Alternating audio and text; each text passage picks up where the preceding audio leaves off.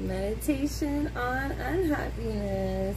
If we have a serious illness, we often see it in the most negative way possible. If we have a head injury, we think to ourselves, this is really the worst thing that could have happened to me, if only it were a problem with my legs. Instead of telling ourselves that thousands of others are suffering at least as much as we are, we feel sorry for ourselves, as if we were the only person in the world to experience suffering.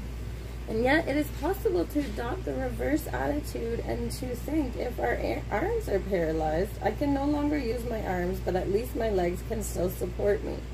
And if it's our legs, my legs will no longer carry me, but I can get around in a wheelchair and I can still write with my hands. Simple thoughts like these are enough to bring comfort.